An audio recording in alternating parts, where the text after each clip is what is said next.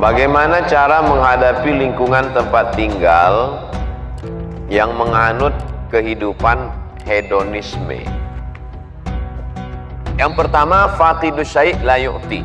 Orang yang tidak punya sesuatu, dia tidak bisa memberikan sesuatu. Kita tidak bisa berefek terhadap lingkungan kita kalau kita tidak punya sesuatu itu. Makanya mahasiswa-mahasiswi dibekali 3. Akidahnya benar, ibadahnya benar, akhlaknya benar. Sehingga ketika dia keluar dari Polnes, dia bekerja di tempat lingkungannya dimanapun dia berada di seluruh dunia ini, Indonesia. Di tempat itu nanti masyarakatnya hedonis, dia tidak akan terpengaruh. Kenapa ikan itu tidak asin walaupun tinggal di laut asin? Karena dia hidup. Kalau dia mati baru jadi ikan asin. Maka dihidupkan ruhnya, dihidupkan ibadahnya. Yang kedua, nanti dia dibiasakan berkomunitas. Andai dia nanti bekerja di sebuah perusahaan, di perusahaan itu masyarakatnya hedonis, sibuk dengan dunia, dia akan membuat sebuah komunitas. Saya ceramah di perusahaan saya ceramah di PT Nikel, saya ceramah di PT Batubara, saya ceramah di PT Minyak Bumi. Ada saja sekelompok komunitas yang menghidupkan masjid, menghidupkan pengajian. Mereka inilah motor penggeraknya. Mudah-mudahan alumni-alumni Polnes ini menjadi penggerak dakwah di setiap daerah. Lalu kemudian, la tajtami'u ummati 'ala dhalalatin. Umatku ini tidak akan pernah menyatu dalam kesesatan. Begitu kata Nabi sallallahu alaihi wasallam. Wa may yartadda minkum 'an dinihi. Siapa di antara kamu yang meninggalkan agama ini, murtad dia, fasawfa ya'tillahu biqaumin, akan diganti Allah dengan sekelompok kaum. Yuhibbuhum, Allah mencintai mereka, wa yuhibbunah, dan mereka membalas cinta Allah. Mereka memperjuangkan agama Allah. La yakhafuna fillah laumata laim. Mereka tak pernah takut kepada caci maki, bully, buzzer, haters dan lain sebagainya. Saya pernah juga dihinggapi putus asa ketika melihat orang-orang yang diharapkan memperjuangkan agama malah bertumbangan. Saya sampaikan kepada salah seorang sahabat saya, dosen, profesor, Pak Prof, rasa-rasanya kita udah layak putus asa melihat umat hari ini. Kata dia, jangan. Mungkin batang kayu sudah lapuk, tapi pucuk-pucuknya yang masih hijau, kalau kita siram dia akan menjadi kayu-kayu yang baru. Dan pucuk hijau itu sekarang ada di Polnes, karena memang baju mereka hijau pucuk pisang.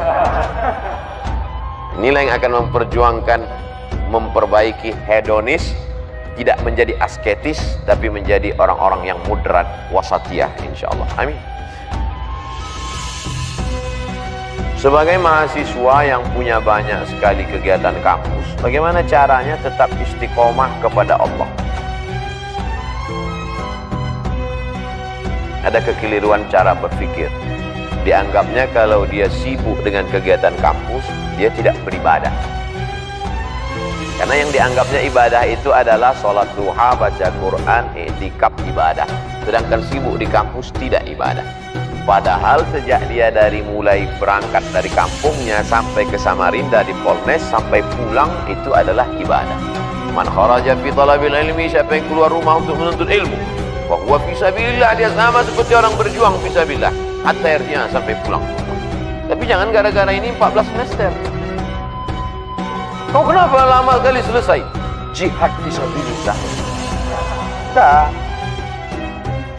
Tapi itu kalau belajar ke Al-Azhar, Ustaz, fisabilillah. Tak. Semua ilmu ini datangnya dari Allah Subhanahu wa taala. Hanya saja ada yang fardu ain, ada fardu kifayah. Ilmu agama fardu ain, wajib setiap individu. Karena kalau tidak benar akidahnya, tidak benar fikihnya, tidak benar ibadahnya. Adapun ilmu ini fardu kifayah. Siapa yang memperbaiki jembatan, memperbaiki bangunan, memperbaiki yang bersifat teknik ini kalau tidak orang-orang politeknik? Kalau diserahkan itu kepada Abdul Somad, idza usidal amru ila ghairi ahlihi fantaziris sa'ah. Kalau diserahkan orang pada bukan ahlinya, tunggulah kehancuran. Tetap aktif di kampus, tapi jangan sampai melanggar aturan-aturan negara, melanggar aturan-aturan agama, maka itu bernilai jihad fisabilillah. Baca Qur'annya tetap, sholatnya jangan sampai tinggal. Bedakan antara ibadah dengan amal soleh. Sholat, ibadah. Baca Quran, ibadah. Zikir, ibadah. Tapi engkau di kampus menuntut ilmu, kau bekerja nanti, maka itu adalah amal soleh. menghadap Allah melalui dua. Faman kana yarju liqa'a rabbih, siapa yang berharap berjumpa dengan Allah, falyamal amalan salihah, hendaklah dia beramal saleh, wala yusyrik bi ibadati rabbih ahada, jangan persekutukan Allah dalam ibadahnya. Ibadahnya benar, amal solehnya benar, maka total 24 jam tidurnya amal soleh. Bismika Allahumma ahya wa amut, sampai bangun makannya amal soleh. Allahumma barik lana fima razaqtana wa qina azabannar. Di kampusnya amal soleh. Kalau dalam WC, toilet najis, tempat setan aja bisa bernilai amal soleh. Bismika Allahumma inni a'udzubika minal khubuthi wal khaba'ith. Keluar dengan kaki kanan, ghufranaka, bernilai amal soleh. Yang penting ikuti tuntunan sunnah Nabi Muhammad sallallahu alaihi wasallam. Yang terakhir, bagaimana cara mengetahui paham-paham yang tersesat dari Islam, agar saya termasuk orang yang baik dan tidak tersesat. Dalam skala negara ada namanya mufti Mesir Syekh Ali Jum'ah dulu, mufti Malaysia Profesor Dr. Zulkifli dulu, sekarang sudah berganti, sekarang jadi Menteri Agama. Di Indonesia tidak ada mufti, tapi ada Komisi Fatwa Majelis Ulama Indonesia. Maka Majelis Ulama Indonesia mengeluarkan 10 kriteria aliran sesat. Tulis di Google 10 kriteria aliran sesat, enter, screenshot, like and share. Kalau kena pasal-pasal itu berarti sesat. Untuk skala negara. Untuk skala kampus, kemana saya bertanya? Fas'alu ahla dzikri in kuntum la ta'lamun. Tanya orang yang tahu. Dosen agama Islam Ustaz Abdurrahman. Ustaz Abdurrahman, dua saja. Kalau tak Abdurrahman, Abdul Somad. Nah, Abdul yang lain. Jangan pernah mikir sendiri, baca sendiri, renungkan sendiri, nyasar sendiri. Karena kita ini lemah. Saya dalam bidang teknik tidak menguasai. Maka kemana saya bertanya? Ke Polmes, orang politeknik. Mereka yang paling mengerti tentang itu. Bidang medis, kedokteran, saya tanyalah orang kedokteran. Jangan kita sendiri ambil jarum suntik, kita suntikkan. Ini obat manjur dari Jerman, satunya 5 juta. Insya Allah anak ibu sehat. Seminggu tidak sembuh. Komplain dia ke dokter. Kata dokter, ini obat impor dari Jerman, harga 5 juta, kenapa anak saya nggak sembuh? Ibu buat gimana?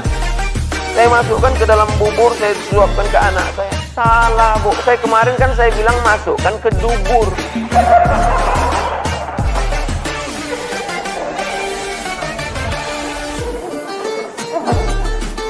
Buat aja salah. Untung anaknya tak mati. Ini true story, kisah nyata jamaah kita yang bekerja di rumah sakit menyampaikan ke pasien dia. Salah dengar pasien. Bagaimana tentang masalah kehidupan? Masalah dokter aja kita tak. Apalagi dalam masalah agama. Kalau masalah kedokteran ada orang salah, satu nyawa melayang. Kalau dalam masalah arsitektur jembatan ada orang salah, satu jembatan runtuh. Tapi kalau dalam masalah pemahaman agama orang salah, dunia akhiratnya. Ada orang membawa istrinya sedang hamil tua mau melahirkan. Dia pasti akan cari tulisan bidan berijazah. Karena dia takut anaknya meninggal. Khawatir dia.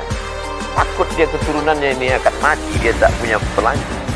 Tapi kenapa dalam masalah agama kita malah percaya kepada dukun yang bisa melipat gandakan uang?